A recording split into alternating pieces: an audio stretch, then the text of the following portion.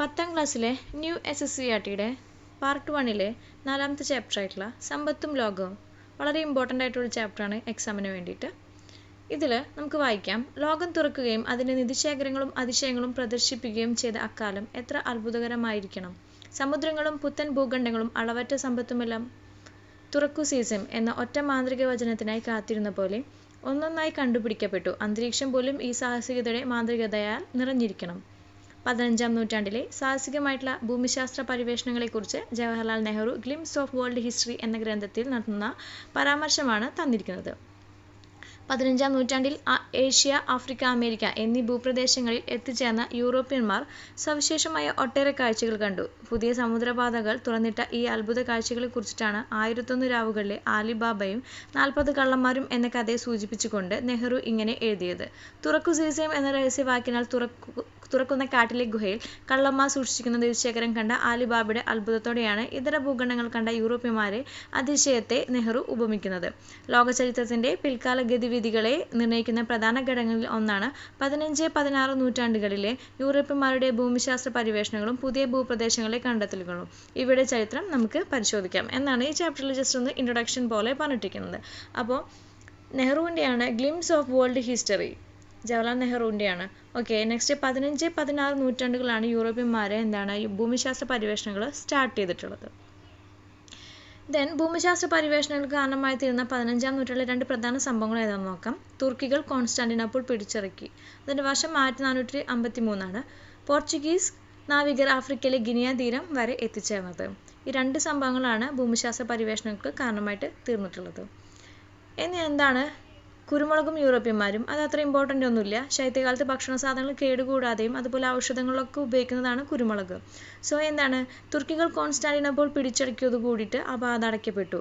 പിന്നീട് ഏഷ്യയിൽ നിന്ന് വാണിജ്യപാത കണ്ടെത്തുന്നതിന് വേണ്ടിയിട്ട് യൂറോപ്യന്മാർ നിർബന്ധിതരായി. അതാണ് ഈ പറയുന്നത്. പിന്നെ ഈ സംഭവങ്ങൾ ലോകത്താകമാനം ദുർവ്യാപകമായിട്ടുള്ള പ്രതിഫലനങ്ങൾ ഉണ്ടാക്കി. തുർക്കികൾ കോൺസ്റ്റാന്റിനോപ്പിൾ പിടിച്ചെടുത്തോടെ ഏഷ്യയിൽ നിന്നുള്ള കുരുമുളക് ഉൾപ്പെടെയുള്ള ഉൽപ്പന്നങ്ങൾ യൂറോപ്പിലേക്ക് എത്തിയിരുന്ന കടൽമാർഗം അടയ്ക്കപ്പെട്ടു. ഇതിനെ തുടർന്ന് യൂറോപ്യർ ഇവ ലഭ്യമാകുന്ന നാട്ടിലേക്കുള്ള ഭൂമിശാസ്ത്ര യാത്രകൾക്കും തുടർന്ന് പുതിയ പ്രദേശങ്ങളുടെ കണ്ടുപിടുത്തങ്ങൾക്കും തുടക്കം കുറിച്ചു. പോർച്ചുഗീസ് നാവികർ ആഫ്രിക്കയുടെ പടിഞ്ഞാറ് തീരത്തുള്ള ഗിനിയയിൽ എത്തിച്ചേർന്നത് മറ്റൊരു നാഴികക്കല്ലായിരുന്നു. അപ്പോൾ പോർച്ചുഗീസ് നാവികർ ആഫ്രിക്കയുടെ പടിഞ്ഞാറ് തീരത്തുള്ള ഗിനിയ എന്ന് പറഞ്ഞിട്ടുള്ള സ്ഥലത്താണ് ആദ്യമായിട്ട് എത്തിച്ചേർന്നത്. തുടർന്ന് നടന്ന സമുദ്രയാത്രകളും ഭൂമിശാസ്ത്ര പര്യവേഷണങ്ങളും ലോകചരിത്രത്തെ മാറ്റി. ഈ യാത്രാ പരമ്പരകളുടെ ലോകത്താകമാനം യൂറോപ്യൻ ആധിപത്യത്തിന് തുടക്കം കുറിച്ചു. ക്രമേണ യൂറോപ്യൻ സംസ്കാരം മറ്റു പ്രദേശങ്ങളിലേക്കും വ്യാപിച്ചു. തന്നിരിക്കുന്ന ഭൂപടം ഒന്ന് നോക്കിക്കഴിഞ്ഞാൽ നമുക്കറിയാം, യൂറോപ്പും ആഫ്രിക്കയുടെയും ഇത് തന്നിട്ടുണ്ട്. ഇംഗ്ലണ്ട്, നെതർലാൻഡ്, ഫ്രാൻസ്, സ്പെയിൻ, അതുപോലെ പോർച്ചുഗൽ, ഓക്കെ, ഇവരൊക്കെയാണ് യൂറോപ്യൻ കൺട്രീസ്. കോൺസ്റ്റാന്റിനോപ്പിൾ വഴിയായിരുന്നു യൂറോപ്പും ഏഷ്യയും തമ്മിലുള്ള കച്ചവടം ഉണ്ടായിട്ടുണ്ടാകുന്നത്. തുർക്കികൾ അത് പൂട്ടിയപ്പോൾ അവർക്ക് മെഡിറ്ററേനിയൻ കടൽ വഴിയുള്ള യാത്രകളൊക്കെ അവിടെ സ്റ്റോപ്പ് ചെയ്യുകയാണ്. പിന്നീട് അറ്റ്ലാന്റിക് സമുദ്രം വഴി അവർ വ്യാപാരങ്ങളൊക്കെ സ്റ്റാർട്ട് ചെയ്തു. പിന്നെ ആഫ്രിക്കയുടെ ഗിനിയ എന്ന് പറഞ്ഞ സ്ഥലത്താണ് ആദ്യമായിട്ട് പോർച്ചുഗീസുകാർ വന്നെത്തിയിട്ടുള്ളത്. വായിക്കാം, ലോകത്തെ മാറ്റിമറിച്ച ഭൂമിശാസ്ത്ര പര്യവേഷണങ്ങൾക്ക് തുടക്കം കുറിച്ചത് പോർച്ചുഗലും സ്പെയിനുമാണ്. പിന്നീട് നെതർലാൻഡ്, ഇംഗ്ലണ്ട്, ഫ്രാൻസ് എന്നീ രാജ്യങ്ങൾ ഈ രംഗത്തേക്ക് കടന്നു വരികയും പുതിയ പ്രദേശങ്ങളുടെ കണ്ടെത്തലിനും അധിനിവേശങ്ങൾക്കും പങ്കാളികളാവുകയും ചെയ്തു. അപ്പോൾ ആദ്യം തന്നെ പോർച്ചുഗലും സ്പെയിനുമാണ് ഭൂമിശാസ്ത്ര പര്യവേഷണങ്ങൾക്ക് തുടക്കം കുറിച്ചത്. ഈ രാജ്യങ്ങൾ അറ്റ്ലാന്റിക് സമുദ്രത്തിന് തീരത്താണ് സ്ഥിതി ചെയ്യുന്നതെന്ന് ഭൂപടങ്ങളിൽ മനസ്സിലായി. ഈ രാജ്യങ്ങളിലെ ഭൂമിശാസ്ത്രപരമായുള്ള സ്ഥാനം ഭൂമിശാസ്ത്ര പര്യവേഷണങ്ങൾക്ക് സഹായകമായി. സമുദ്ര പര്യവേഷണങ്ങൾക്ക് ഈ രാജ്യങ്ങളെ സഹായിച്ച മറ്റ് ഘടകങ്ങൾ എന്തൊക്കെയാണെന്ന് നോക്കാം. മഹാസമുദ്രങ്ങൾ മുറിച്ചു കടക്കാൻ ശേഷിയുള്ള കപ്പലുകളുടെ നിർമ്മാണം, കടലിൽ ദിശ കണ്ടെത്താൻ സഹായിക്കുന്ന നാവിക ഉപകരണങ്ങൾ, ഭരണാധികാരികൾ നൽകിയ ശക്തമായിട്ടുള്ള പിന്തുണ, സൈനിക ശേഷി, സമുദ്രയാത്രാനുഭവങ്ങൾ, ഭൂപട നിർമ്മാണം, വാനനിരീക്ഷണം എന്നീ മേഖലകളിൽ നേടിയിട്ടുള്ള പുരോഗതി. യൂറോപ്യന്മാർ ഇതര ഭൂഖണ്ഡങ്ങളിലേക്ക്. ആഫ്രിക്കൻ ഭൂഖണ്ഡത്തിലേക്കായിരുന്നു യൂറോപ്യന്മാരുടെ ആദ്യത്തെ പര്യവേഷണ യാത്രകൾ. ആഫ്രിക്കയിലെ നൈജർ സമതലത്തിലെ സ്വർണ്ണത്തെക്കുറിച്ചുള്ള അറിവാണ് ആഫ്രിക്കൻ ഭൂഖണ്ഡത്തിലെ പടിഞ്ഞാറൻ തീരപ്രദേശത്തിലേക്കുള്ള സമുദ്രയാത്രകൾക്ക് പോർച്ചുഗലിന് പ്രാധാന്യം നൽകിയത്. അപ്പോൾ ആഫ്രിക്കയിലെ സ്വർണം എവിടെയാണുള്ളത്? നൈജർ. ഓക്കെ, അതുകൊണ്ടാണ് പോർച്ചുഗീസുകാർ അങ്ങോട്ട് യാത്ര തിരിച്ചത്. 1415 മൊറോക്കൻ തീരത്തെ സ്യൂത്ത പിടിച്ചടക്കിയതോടുകൂടി ആഫ്രിക്കയിലെ പോർച്ചുഗീസ് അധിനിവേശം ആരംഭിച്ചു. ആഫ്രിക്കയിലെ സ്യൂത്ത എന്ന് പറഞ്ഞിട്ടുള്ള മൊറോക്കൻ തീരത്തെ സ്യൂത്ത പിടിച്ചടക്കിയപ്പോൾ അതൊരു സ്റ്റാർട്ടിംഗ് ആയി. ഈ പ്രദേശം ക്രമേണ പോർച്ചുഗൽ ധാന്യങ്ങളും മറ്റു ഭക്ഷണ പദാർത്ഥങ്ങളും ശേഖരിക്കുന്ന ഇടമായി മാറി. പടിഞ്ഞാറൻ ആഫ്രിക്കയിലെ ബൊജാദാർ മുനമ്പ് മുറിച്ചു കടക്കുക എന്നത് പോർച്ചുഗീസുകാർക്ക് ഭയങ്കര പ്രയാസമായിരുന്നു. 1434 അതിനും സാധിച്ചു. അവർക്ക് പടിഞ്ഞാറൻ ആഫ്രിക്കൻ തീരത്തുള്ള മറ്റു പ്രദേശങ്ങളിൽ നിന്നാണ് എത്തിച്ചേരാനായിട്ട് സാധിച്ചു. തൽഫലമായി അടിമകളുടെയും സ്വർണത്തിന്റെയും വ്യാപാരത്തിലൂടെ സാമ്പത്തിക നേട്ടമുണ്ടാക്കുവാൻ സാധിച്ചു. ഇത് കൂടുതൽ സമുദ്രയാത്രകൾ സംഘടിപ്പിക്കാൻ പോർച്ചുഗീസുകാർക്ക് പ്രേരണയായി. ആഫ്രിക്കൻ വൻകരയ്ക്ക് പുറമെ ആഫ്രിക്കയുടെ പടിഞ്ഞാറൻ തീരത്ത് സമീപത്തുള്ള അറ്റ്ലാന്റിക് ദ്വീപുകളിലും പോർച്ചുഗീസുകാർ ക്രമേണ കൃഷി വ്യാപിക്കുകയും കോളനികൾ സ്ഥാപിക്കുകയും ചെയ്തു. ചുരുക്കത്തിൽ ആഫ്രിക്കൻ തീരത്തെ പരിവേഷണങ്ങളും അറ്റ്ലാന്റിക് ദ്വീപുകളിലെ കോളനിവൽക്കരണവും ഏഷ്യയിലേക്കുള്ള സമുദ്രപാത കണ്ടെത്തുവാനുള്ള പോർച്ചുഗീസുകാരുടെ യാത്രാപരമ്പരകൾക്ക് പശ്ചാത്തലമായി. എന്താണ് കോളനിവൽക്കരണം നോക്കാം. ഒരു രാജ്യം തങ്ങളുടേതല്ലാത്ത പ്രദേശത്ത് ആധിപത്യം സ്ഥാപിക്കുന്ന പ്രക്രിയയാണ് കോളനിവൽക്കരണം. ഇങ്ങനെ സ്ഥാപിക്കുന്ന കോളനികൾ സാമ്പത്തിക, രാഷ്ട്രീയ, സാംസ്കാരിക ആധിപത്യത്തിലൂടെ ചൂഷണം നടത്താൻ അധീശ രാജ്യങ്ങൾ ശ്രമിച്ചു. അറ്റ്ലാന്റിക് ദ്വീപുകൾ. ആഫ്രിക്കൻ ഭൂഖണ്ഡത്തിന്റെ പടിഞ്ഞാറൻ തീരത്ത് അറ്റ്ലാന്റിക് സമുദ്രത്താൽ സ്ഥിതി ചെയ്യുന്ന ദ്വീപുകളാണ് അറ്റ്ലാന്റിക് ദ്വീപുകൾ. മദൈര, അസോറസ്, കാനറി, കേപ്പ് വെർദെ എന്നിവയാണ് ഇവയിൽ പ്രധാന ദ്വീപുകൾ. കാർഷികോൽപാദന കേന്ദ്രമായും തുറമുഖ കേന്ദ്രങ്ങളായിട്ടും ഈ ദ്വീപുകളെ ഉപയോഗിക്കാൻ കഴിയുമായിരുന്നു. ഇവിടെ ആധിപത്യം സ്ഥാപിച്ച പോർച്ചുഗീസുകാർ ആഫ്രിക്കയിൽ ഇടപെടാനുള്ള പ്രധാന കേന്ദ്രമായും ഏഷ്യൻ സഞ്ചാരത്തിന് പോകുന്ന കപ്പലുകൾക്ക് വെള്ളവും ഭക്ഷണവും ലഭ്യമാകുന്ന ഇടത്താവളമായിട്ടും ഉപയോഗിച്ചു. പിന്നീട് കാനറി ദ്വീപുകൾ സ്പെയിനിന്റെ നിയന്ത്രണത്തിലായി. പോർച്ചുഗീസ് നാവികനായിട്ടുള്ള ബർത്തലോമിയസ് ഡയസ് 1488 ആഫ്രിക്കയുടെ തെക്കേ അറ്റത്തുള്ള കേപ്പ് ഓഫ് ഗുഡ് ഹോപ്പിൽ ശുഭപ്രതീക്ഷാ മുനമ്പ് എത്തിച്ചേർന്നു. പ്രക്ഷുബ്ധമായിട്ടുള്ള കടലിന്റെ അവസ്ഥ കാരണം അദ്ദേഹത്തിന് മുന്നോട്ട് പോകാൻ സാധിച്ചില്ല, തിരികെ പോയി. ഇതേ തുടർന്ന് പോർച്ചുഗീസുകാർ ഇന്ത്യൻ മഹാസമുദ്രത്തിലെ പ്രതികൂല സാഹചര്യങ്ങളെ ഭേദിച്ച് സഞ്ചരിക്കാൻ കഴിയുന്ന വിവിധ തരത്തിലുള്ള കപ്പലുകൾ നിർമ്മിച്ചു. അതിനുശേഷം ഈ പാത തന്നെ പിന്തുടർന്ന് സമുദ്രയാത്ര ആരംഭിച്ച Vasco da Gama Cape of Good ഹോപ്പിലൂടെ ആഫ്രിക്കയുടെ കിഴക്കൻ തീരം ചുറ്റി 1498 ഇന്ത്യയിലെ കോഴിക്കോടുള്ള കാപ്പാട് തീരത്ത് എത്തിച്ചേർന്നു. ഇതോടെ ഏഷ്യൻ ഭൂപ്രദേശത്തിലെ യൂറോപ്യൻ ആധിപത്യത്തിന് തുടക്കമിട്ടു. അപ്പോൾ ബർത്തലോമിയസ് ഡയസ് വരുന്നു, ആഫ്രിക്കയുടെ തെക്കേ അറ്റത്തുള്ള കേപ്പ് ഓഫ് ഗുഡ് ഹോപ്പിലൂടെ എത്തിച്ചേർന്നു. പക്ഷെ കടലിന്റെ പ്രക്ഷുബ്ധമായിട്ടുള്ള അവസ്ഥ കാരണം അതിന് തിരിച്ചുപോയി. പിന്നീട് ആരാണ് വന്നത്? വാസ്കോ ഡ ഗാമ വന്നു. 1498 കാപ്പാട് വന്നിറങ്ങി കോഴിക്കോട്. ഭൂമിശാസ്ത്ര പരിവേഷണങ്ങൾ പങ്കാളിയായ മറ്റൊരു രാജ്യം സ്പെയിൻ ആയിരുന്നു. പോർച്ചുഗീസുകാരെ പോലെ ദൈർഘ്യമേറിയ കടൽത്തീരവും സമുദ്രയാത്രാ പാരമ്പര്യവും അവർക്കുണ്ടായിരുന്നു. സ്പെയിനിലെ ഭരണാധികാരിയായിട്ടുള്ള ഫെർഡിനാൻഡിന്റെയും ഇസബെല്ലയുടെയും സഹായവും പരിവേഷകർക്ക് ലഭിച്ചിരുന്നു. സ്പെയിനിന്റെ സാമ്പത്തിക സഹായത്തോടെ 1492 ഇറ്റാലിയൻ നാവികനായിട്ടുള്ള ക്രിസ്റ്റഫർ കൊളംബസ് അമേരിക്കയുടെ തെക്ക് കിഴക്ക് ഭാഗത്തായിട്ട് സ്ഥിതി ചെയ്യുന്ന ബഹാമാസ് ദ്വീപിൽ എത്തിച്ചേർന്നു. അന്നുവരെ യൂറോപ്പിൽ അറിയപ്പെടാതിരുന്ന ഈ ഭൂഖണ്ഡത്തിന്റെ കണ്ടെത്തലിന് ഇത് നയിച്ചു.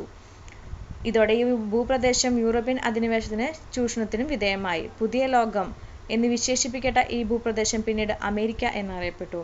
ശേഷം സ്പെയിന് വന്നു. സ്പെയിനിലെ പ്രധാനപ്പെട്ട രാജാക്കന്മാരായിട്ടുള്ള ഫെർഡിനാൻഡും ഇസബെല്ലയുടെയും സപ്പോർട്ടോട് കൂടിയിട്ട് അവർക്ക് സാമ്പത്തിക സഹായം നൽകുന്നു. ആർക്ക്? ഇറ്റലിക്കാർക്ക്.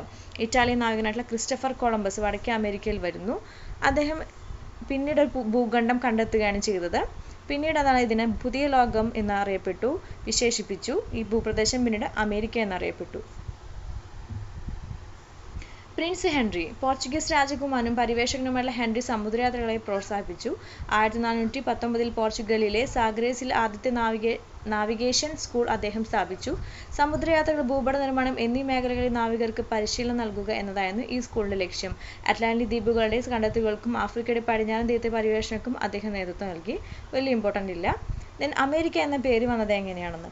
ബർത്തലോമിയസ് ഡയസിനു ശേഷം ഏഷ്യയിലേക്കുള്ള സമുദ്രപാത കണ്ടുപിടിക്കാൻ ശ്രമിച്ചത് ക്രിസ്റ്റഫർ കൊളംബസ് ആയിരുന്നു. 1492 അദ്ദേഹം വടക്കേ അമേരിക്കയുടെ സമീപത്തുള്ള ബഹാമാസ് ദ്വീപുകളിൽ എത്തിച്ചേർന്നു. താൻ കണ്ടെത്തിയ പ്രദേശം ഇന്ത്യയാണെന്ന് കരുതി. പിന്നീട് മറ്റൊരു ഇറ്റാലിയൻ സഞ്ചാരിയായിട്ടുള്ള അമേരിഗോ വെസ്പുജിയാണ് ഇതൊരു പുതിയ ഭൂഖണ്ഡമാണെന്ന് തിരിച്ചറിഞ്ഞത്. അദ്ദേഹം ഈ പ്രദേശത്തെ പുതിയ ലോകം എന്ന് വിളിച്ചു. 1507 ജർമ്മൻ ഭൂപട നിർമ്മാതായിട്ടുള്ള Martin Waldseemuller Amerigo വെസ്പുജിയുടെ പേരുമായിട്ട് ബന്ധപ്പെടുത്തിയിട്ടാണ് ഈ പ്രദേശങ്ങൾക്ക് അമേരിക്ക എന്ന പേര് നൽകിയത്.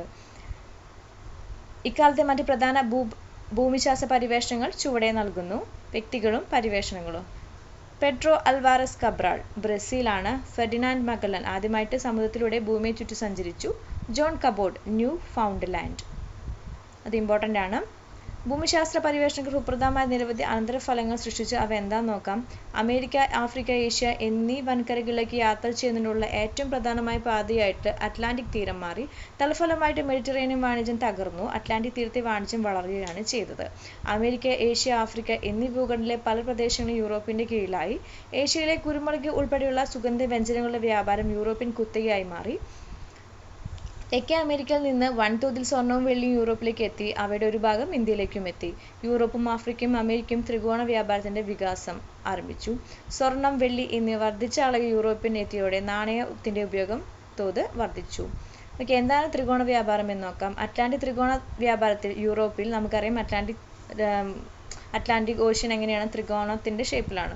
ഓക്കെ, അറ്റ്ലാന്റിക് ത്രികോണ വ്യാപാരത്തിൽ യൂറോപ്പിൽ നിന്നുള്ള ഉൽപ്പന്നങ്ങൾ ആഫ്രിക്കയിൽ എത്തിച്ച് പിന്നീട് അവിടെ നിന്ന് അടിമകളെയും അമേരിക്കയിലേക്ക് കൊണ്ടുപോയി വിൽക്കുന്നു. അമേരിക്കയിൽ നിന്ന് വീഞ്ഞും പഞ്ചസാരയും പരുത്തിയും എന്താണ് യൂറോപ്പിലേക്ക് കൊണ്ടുപോകുന്നത്. ഇങ്ങനെ 3 ഭൂഖണ്ഡങ്ങളായിട്ട് തമ്മിൽ ബന്ധിപ്പിക്കുന്ന യൂറോപ്യൻ വ്യാപാരമാണ് ത്രികോണ വ്യാപാരം. ഇമ്പോർട്ടൻ്റ് ആണ്. ക്രമേണ പോർച്ചുഗൽ, സ്പെയിൻ എന്നീ രാജ്യങ്ങളുടെ വ്യാപാരാധിപത്യം തകരുകയാണ് ചെയ്യുന്നത്. ശേഷം നെതർലാൻഡ്, ഇംഗ്ലണ്ട്, ഫ്രാൻസ് എന്നീ രാജ്യങ്ങൾ സ്ഥാനം കൈയടക്കി. ഈ രാജ്യങ്ങൾ തമ്മിലുള്ള കിടമത്സരത്തിൽ നെതർലാൻഡിന് പിന്തള്ളുകയാണ് ചെയ്യുന്നത്. ഇംഗ്ലണ്ടും ഫ്രാൻസും ഏഷ്യയിലും ആഫ്രിക്കയിലും അമേരിക്കയിലും കോളനികൾ സ്ഥാപിച്ചു. സ്പെയിൻ, പോർച്ചുഗൽ എന്നീ രാജ്യങ്ങളുടെ അധീനതയിലുള്ള അമേരിക്കൻ പ്രദേശങ്ങളാണ് പിന്നീട് ലാറ്റിൻ അമേരിക്ക എന്ന് അറിയപ്പെട്ടത്. ഓക്കെ, സ്പെയിനിന്റെയും പോർച്ചുഗലിന്റെയും കീഴിലുള്ള രാജ്യങ്ങളാണ് ലാറ്റിൻ അമേരിക്കൻ രാജ്യങ്ങൾ. കോളനി വൽക്കരണത്തിലൂടെ സാമ്പത്തിക നേട്ടം കൊയ്യാനുള്ള ഇംഗ്ലണ്ട്, ഫ്രാൻസ് എന്നീ രാജ്യങ്ങളുടെ കിടമത്സരമാണ് പിന്നീട് ഉണ്ടായത്. ഓക്കെ, ഓരോ രാജ്യങ്ങളും അവർ ഏതൊക്കെ ഭൂഖണ്ഡങ്ങളും കാര്യങ്ങളൊക്കെയാണ് ഇതിൽ കൊടുത്തിരിക്കുന്നത്. ഓക്കെ, ഇതിൽ കോണ്ടിനെന്റ്സ് മാത്രമേ കൊടുത്തിട്ടുള്ളൂ. ഓക്കെ, then എന്താണ് മെർക്കന്റിലിസം എന്ന് നോക്കാം. 1499 ഇന്ത്യയിൽ നിന്നും മടങ്ങിയെത്തിയ വാസ്കോ ഡ ഗാമയ്ക്ക് മാനുവൽ രാജ്യസഭയിൽ സ്വീകരണം നൽകുന്ന വേളയിൽ രാജ്യസഭയിലെ ഒരു അംഗമായ വിമിയോസോ പ്രഭു വാസ്കോ ഡ ഗാമയോട് ചോദിച്ചു, ഇന്ത്യയിൽ നിന്ന് നമുക്ക് എന്തൊക്കെ ചരക്കുകൾ ലഭിക്കും? പകരം ഇന്ത്യക്കാർക്ക് എന്താണ് വേണ്ടത്? കുരുമുളക്, കറുവപ്പട്ട, ഇഞ്ചി, കുന്തിരിക്കം, കസ്തൂരി എന്നിവ ഇന്ത്യയിൽ നിന്ന് ലഭിക്കുമെന്നും സ്വർണം, വെള്ളി, വെൽവെറ്റ്, സ്കാർലറ്റ് തുണി എന്നിവയാണ് പകരം ഇന്ത്യക്കാർക്ക് വേണ്ടതെന്നും വാസ്കോ ഡ ഗാമ പറഞ്ഞു. തുടർന്ന് പ്രഭു ഇങ്ങനെ പ്രതികരിച്ചു, അങ്ങനെയാണെങ്കിൽ അവർ നമ്മളെയാണ് കണ്ടു പിടിച്ചെന്ന് എനിക്ക് തോന്നുന്നു. ഓക്കെ, അപ്പോൾ എന്താണ്, നമ്മൾ 1499 വാസ്കോ ഡ ഗാമ തിരിച്ചു പോയിട്ടുള്ള കാര്യം പറയുന്നുണ്ട്. അത് ജസ്റ്റ് ഒന്ന് മനസ്സിലാക്കി. ചിലപ്പോൾ അതൊരു ടാഗ് കൊടുത്തിരിക്കുന്നത് കണ്ടില്ലേ, ഒരു വാക്കുകൾ. അപ്പോൾ ഈ വാക്കുകളൊക്കെ ശ്രദ്ധിക്കേണ്ടതാണ്. ഓക്കെ, ആരാണ് ഇന്ത്യക്കാർക്ക് വേണ്ടതെന്ന് കുരുമുളക്, കറുവപ്പട്ട, ഇഞ്ചി, കുന്തിരിക്കം, അങ്ങനെയൊക്കെ വാക്കുകൾ. ഓക്കെ, രാജ്യസഭയിലെ അംഗമായിട്ടുള്ള വിമിയോ പ്രഭു വാസ്കോ ഡ ഗാമയോട് ചോദിക്കുന്ന കാര്യങ്ങളാണ് പറയുന്നത്. ബുള്ളിയൻ നാണം. സമ്പത്ത് എന്ന നിലയ്ക്ക് ശേഖരിച്ച സ്വർണം, വെള്ളി എന്നീ വിലപിടിപ്പുള്ള ലോഹങ്ങൾ ബുള്ളിയൻ എന്ന് വിളിക്കപ്പെട്ടു. ബുള്ളിയൻ നാണയത്തിൽ അടങ്ങിയിരിക്കുന്ന ലോഹങ്ങളുടെ അളവും അതിന്റെ മൂല്യവുമാണ് വിനിമയത്തിന് പരിഗണിക്കപ്പെട്ടത്. ഉദാഹരണം, സ്വർണ്ണ നാണയത്തിലെ സ്വർണത്തിന്റെ മൂല്യം അതിന്റെ വിനിമയ മൂല്യമായി പരിഗണിക്കുന്നതാണ് ബുള്ളിയൻ സമ്പ്രദായം. ദെൻ വാസ്കോ ഡ ഗാമയോട് വിമിയോ പ്രഭു എന്തുകൊണ്ടായിരിക്കും ഇങ്ങനെ പറഞ്ഞിട്ടുണ്ടെന്ന് നമുക്ക് തന്നെ മനസ്സിലാക്കാവുന്ന കാര്യമല്ലേ. അക്കാലത്ത് യൂറോപ്യൻ രാജ്യങ്ങളുടെ സാമ്പത്തിക നയം സ്വർണവും വെള്ളിയും നേടുക എന്നതായിരുന്നു. സ്വർണവും വെള്ളിയും ഇന്ത്യക്കാർക്ക് നൽകേണ്ടി വരുമെന്ന് വാസ്കോ ഡ ഗാമയിൽ നിന്ന് അറിഞ്ഞപ്പോഴാണ് പ്രഭു ഇത്തരത്തിൽ പ്രതികരിച്ചത്. വ്യാപാരത്തിലൂടെ സ്വർണവും വെള്ളിയും നേടുക എന്നതിന് പ്രാധാന്യം നൽകുന്ന അക്കാലത്തെ സാമ്പത്തിക നയമാണ് മെർക്കന്റിലിസം എന്നറിയപ്പെടുന്നത്. ഓക്കെ, എന്താണ് വ്യാപാരത്തിലൂടെ സ്വർണവും വെള്ളിയും നേടുക എന്നതിന് പ്രാധാന്യം നൽകുന്ന അക്കാലത്തെ സാമ്പത്തിക നയമാണ് മെർക്കന്റിലിസം എന്ന് അറിയപ്പെടുന്നത്. ഈ നയപ്രകാരം ഒരു രാജ്യത്തിന്റെ കൈവശമുള്ള സ്വർണത്തിന്റെയും വെള്ളിയുടെയും ശേഖരമാണ് ആ രാജ്യത്തിന്റെ സമ്പത്തിനെ നിർണ്ണയിക്കുന്നത്. ഈ നയം പിന്തുടർന്ന രാജ്യങ്ങൾ സ്വർണത്തിന്റെയും വെള്ളിയുടെയും രൂപത്തിൽ സമ്പത്ത് ശേഖരിക്കാൻ ഉത്സാഹിച്ചു. തങ്ങളുടെ രാജ്യത്തേക്കുള്ള ഇറക്കുമതി കുറയ്ക്കുകയും കയറ്റുമതി വർദ്ധിപ്പിക്കുകയും ചെയ്തതുകൊണ്ട് തങ്ങളുടെ കൈവശമുള്ള സമ്പത്ത് നഷ്ടപ്പെടാതെ സൂക്ഷിക്കാനും മറ്റ് രാജ്യങ്ങളിൽ നിന്ന് പരമാവധി സമ്പത്ത് ആർജിക്കാനും കഴിയുന്നതാണ് മെർക്കന്റിലിസ നയത്തിന്റെ സവിശേഷത. വളരെ ഇമ്പോർട്ടൻ്റ് ആയിട്ടുള്ളൊരു ഭാഗമാണത്. നെക്സ്റ്റ്, കൊളോണിയൽ നയങ്ങൾ. കോളനികളിൽ നിന്ന് പരമാവധി സമ്പത്ത് തങ്ങളുടെ രാജ്യങ്ങളിൽ എത്തിക്കുക എന്ന ലക്ഷ്യത്തോടെ അധീശ രാജ്യങ്ങൾ നടപ്പിലാക്കുന്ന നയങ്ങളെയും തന്ത്രങ്ങളെയുമാണ് കൊളോണിയൽ നയങ്ങൾ എന്ന് പറയുന്നത്. ഏഷ്യയിലെ സുഗന്ധദ്രവ്യങ്ങളുടെ വ്യാപാര കുത്തക അറബികളിൽ നിന്ന് പിടിച്ചെടുക്കുക എന്നതായിരുന്നു പോർച്ചുഗീസുകാരുടെ കൊളോണിയൽ നയത്തിന്റെ മുഖ്യ ലക്ഷ്യം. ഈ നയപ്രകാരം കോളനികളിലെ വ്യാപാരം പോർച്ചുഗീസ് രാജാവിന്റെ കുത്തകയായി മാറി. മറ്റ് യൂറോപ്യൻ ശക്തികളെ ഈ വ്യാപാരത്തിൽ നിന്ന് അകറ്റി നിർത്തുവാനും അവർ ശ്രമിച്ചു. ഇക്കാരണത്താൽ പോർച്ചുഗീസുകാരല്ലാത്ത യൂറോപ്യരെ പോർച്ചുഗീസ് കപ്പലുകളിൽ യാത്ര ചെയ്യാൻ അവർ അനുവദിച്ചിരുന്നില്ല. സ്പെയിനും തങ്ങളുടെ കോളനികളെ രാജാവിന്റെ നേരിട്ടുള്ള ഭരണത്തിൽ കീഴിലാക്കി. അമേരിക്കയിൽ നിന്നുള്ള സ്വർണവും വെള്ളിയും സ്പെയിനിലേക്ക് പരമാവധി എത്തിക്കാൻ അവർ ശ്രമിച്ചു. ഡച്ചുകാരും ഇംഗ്ലീഷുകാരും ജോയിന്റ് സ്റ്റോക്ക് കമ്പനികൾ വഴിയാണ് വ്യാപാരം നടത്തിയിരുന്നത്. എന്നാൽ പോർച്ചുഗൽ, സ്പെയിൻ എന്നീ രാജ്യങ്ങൾ കോളനികളുമായുള്ള വ്യാപാരം രാജാക്കന്മാർ നേരിട്ടിട്ടാണ് നടത്തിയിരുന്നത്. ഓക്കെ, ഡച്ചുകാരും ഇംഗ്ലീഷുകാരും എങ്ങനെയാണ് സ്റ്റോക്ക് കമ്പനികൾ വഴിയാണ് വ്യാപാരം നടത്തിയെങ്കിൽ എന്താണ് പോർച്ചുഗലും സ്പെയിനും എന്താണ് കോളനികളുടെ വ്യാപാരം രാജാക്കന്മാർ നേരിട്ടിട്ടാണ് നടത്തിയിരുന്നത്. രാജാക്കന്മാർ വ്യാപാരത്തിലൂടെ കൈവച്ച സാമ്പത്തിക ലാഭം കൊട്ടാരങ്ങൾ നിർമ്മിക്കുന്നതിനും മോടി പിടിപ്പിക്കുന്നതിനും വേണ്ടി ചെലവഴിച്ചു. കമ്പനികളാകട്ടെ അവർ സ്വന്തമാക്കിയ ലാഭം വീണ്ടും വ്യാപാരത്തിൽ നിക്ഷേപിച്ച് കൂടുതൽ വരുമാനം നേടി. ഇത് ഇംഗ്ലണ്ടിൽ വ്യവസായ നയങ്ങൾ ആരംഭിക്കുന്നതിൽ പ്രധാന പങ്കുവഹിച്ചു. ജോയിന്റ് സ്റ്റോക്ക് കമ്പനി മൂലധനത്തിന്റെ ഏകീകരണത്തിന് പ്രാധാന്യം നൽകി രൂപീകരിക്കുന്നവയാണ് ജോയിന്റ് സ്റ്റോക്ക് കമ്പനികൾ. ഇവ വിവിധ സ്രോതസ്സുകളിൽ നിന്ന് മൂലധനം ഏകീകരിക്കുകയും നിക്ഷേപത്തിന് സൗകര്യം ഒരുക്കുകയും ചെയ്യുന്നു. ഓരോ നിക്ഷേപകരിലും ഇതിൽ ഓഹരി ഉണ്ടായിരിക്കുന്നതാണ്. ഓക്കെ, എന്താണ് കോളനിവൽക്കരണം തദ്ദേശീയ ജനതയും എന്താണെന്ന് ജസ്റ്റ് ഒന്ന് വായിക്കാം. കപ്പലിലെത്തിയ ഞാൻ കണ്ടത് ഒന്നിച്ച് ചങ്ങലക്കിട്ടപ്പെട്ട ദുരവസ്ഥയും ദുഃഖവും മാത്രം പ്രതിഫലിക്കുന്ന മുഖഭാവമുള്ള ഒട്ടേറെ കറുത്ത വർഗ്ഗക്കാരെയാണ്. ഡെക്കിലേക്ക് വലിച്ചെറിയപ്പെട്ട എൻ്റെ മൂക്കിൽ ജീവിതത്തിലെ ഏറ്റവും രൂക്ഷഗന്ധം അടിച്ചുകയറി. തന്മൂലം ഭക്ഷണം കഴിക്കാൻ സാധിക്കാതെ മരിക്കാൻ ആശിച്ചുപോയ എന്നെ ഒരു വെള്ളക്കാരൻ മലർത്തിക്കിടത്തി കാലുകൾ ബന്ധിച്ചു. മറ്റൊരാൾ എന്നെ ഭീകരമായി ചാട്ടയടിച്ചു. ഒരു ദിവസം ഞങ്ങളുടെ കൂടെയുണ്ടായിരുന്നവരിൽ ഒരുമിച്ച് വിലങ്ങ് വയ്ക്കപ്പെട്ട 2 പേർ ഈ ദുരിത ജീവിതത്തേക്കാൾ മരണം തിരഞ്ഞെടുത്ത് കടലിലേക്ക് എടുത്തു ചാടി. രോഗം മൂലം ചങ്ങലയില്ലാതിരുന്ന മറ്റൊരാൾ പിന്നാലെ ചാടി. അവരെ അനുഗമിക്കാൻ ആശിച്ച ഒട്ടേറെ പേർ അതിന് കഴിയാതിരുന്നത് കപ്പലിലെ അധികാരികൾ തടഞ്ഞതുകൊണ്ട് മാത്രമാണ്. ആദ്യത്തെ 2 പേർ മുങ്ങി മരിച്ചു. മൂന്നാമനെ പിടികൂടിയ അധികാരികൾ മരണം ആശിച്ചതിൻ്റെ പേരിൽ അവനെ ചാട്ടയടിക്ക് വിധേയമാക്കി. വളരെ ക്രൂഷ്യലായിട്ടുള്ളൊരു കാര്യമാണ്, ജസ്റ്റ് ഒന്ന് വായിച്ചെന്ന് മാത്രം. യൂറോപ്യൻ അടിമക്കപ്പലിൽ നിന്ന് രക്ഷപ്പെട്ട ഒലൗദ ഇക്കിയാനോ എന്ന ആഫ്രിക്കൻ സ്വദേശിയുടെ വിവരമാണ് ഇവിടെ വായിച്ചത്. യൂറോപ്യരുടെ കോളനിവൽക്കരണം തദ്ദേശീയ ജനതയുടെ മേൽ സൃഷ്ടിച്ച അനന്തരഫലങ്ങളിലൊന്നാണ് ആഫ്രിക്കയുടെ അടിമത്തവും അടിമ വ്യാപാരവും. കോളനിവൽക്കരണത്തിന്റെ മറ്റു ഫലങ്ങൾ എന്താണെന്ന് നോക്കാം. യൂറോപ്യൻ രാജ്യങ്ങളിലേക്ക് കോളനികളുടെ സമ്പത്ത് ഒഴുകി. തദ്ദേശീയർക്ക് തങ്ങളുടെ പ്രദേശങ്ങൾക്കുമേലുള്ള സാമ്പത്തിക രാഷ്ട്രീയ അധികാരങ്ങൾ നഷ്ടപ്പെട്ടു. കോളനികളിലെ തദ്ദേശീയ സംസ്കാരങ്ങൾ തകർച്ച നേരിട്ടു. കോളനികളിൽ പാശ്ചാത്യ ജീവിത രീതികളുടെ വ്യാപനമുണ്ടായി. ക്രിസ്തുമതം കോളനികളിൽ പ്രചരിക്കപ്പെട്ടു. വളരെ ഇമ്പോർട്ടൻ്റ് ആയിട്ടുള്ള മാറ്റങ്ങളാണ്, ഫലങ്ങളാണ് ഇവിടെ പറയുന്നത് കേട്ടോ. ഇവിടെ ഈ സൈഡിൽ കൊടുത്തിരിക്കുന്ന ഈ ബോക്സിൽ പ്രത്യേകിച്ചൊന്നുമില്ല. അത് അവരുടെ തദ്ദേശീയമായിട്ട് സംസാരിക്കാൻ വേണ്ടിയിട്ട് എന്താണ് അവരൊരു ട്രാൻസ്ലേറ്റർ കൊണ്ടുവരും. ആ ഒരു ചിത്രത്തിൻ്റെ കാര്യമാണ് അവിടെ പറയുന്നത്. ഓക്കെ, ദെൻ പുതുലോകം മാറുന്ന സാമ്പത്തിക ക്രമങ്ങൾ. ഭൂമിശാസ്ത്ര പര്യവേഷണങ്ങൾ ആഗോള വ്യാപാര രംഗത്ത് വലിയ മാറ്റങ്ങൾക്ക് വഴി തുറന്ന കാര്യം നമ്മൾ പറഞ്ഞു. വ്യാപാര രംഗത്ത് നേരത്തെ മുതൽ പ്രവർത്തിച്ചിരുന്നവർ ഇതോടെ അതിസമ്പന്നരായിട്ട് മാറി. ഇവരെ കച്ചവട മുതലാളിമാർ എന്നാണ് വിളിച്ചത്. ഈ സമ്പദ് വ്യവസ്ഥയെ കച്ചവട മുതലാളിത്തം എന്ന് വിളിക്കുന്നു. കച്ചവട മുതലാളിമാർ ഗ്രാമീണ മേഖലകളിൽ താമസിക്കുന്ന കൈത്തൊഴിലാളികൾക്ക് അസംസ്കൃത വസ്തുക്കൾ വിതരണം ചെയ്യുകയും കൈത്തൊഴിലാളികൾക്ക് അവരുടെ വീടുകൾ കേന്ദ്രീകരിച്ച് ഉൽപാദനം നടത്തുകയും ചെയ്തിരുന്നു. കൈത്തൊഴിലാളികൾക്ക് അവരുടെ സേവനത്തിന് പ്രതിഫലം നൽകിയ ശേഷം ഇവർ ഈ ഉൽപ്പന്നങ്ങൾ ശേഖരിച്ച് വിറ്റഴിക്കുകയും ലാഭം നേടുകയും ചെയ്തു. ഇത്തരത്തിൽ ഉൽപാദകരുടെയും ഉപഭോക്താക്കളുടെയും ഇടയിലെ മധ്യവർഗങ്ങളായിട്ട് കച്ചവട മുതലാളിമാർ മാറി. കോളനിവൽക്കരണത്തിലൂടെ നേടിയ സമ്പത്ത് ഉപയോഗിച്ചിട്ട് ഇംഗ്ലണ്ട് വ്യവസായശാലകൾ ആരംഭിച്ച കാര്യം പറഞ്ഞു മുന്നേ. ഇങ്ങനെ സമ്പത്ത് നിക്ഷേപിച്ചവർ വ്യവസായശാലകളുടെ ഉടമസ്ഥരാവുകയും വൻതോതിൽ ലാഭം നേടുകയും ചെയ്തു. ഇതോടെ കച്ചവട മുതലാളിത്തം വ്യാവസായിക മുതലാളിത്തത്തിന് വഴിതെളിച്ചു. അപ്പോൾ ഇത്രയാണ് ഈ ഒരു ഭാഗത്ത് പറയുന്നത്. അടുത്ത പാർട്ട് 2 ആയിട്ട് ഇടാം. Thank you.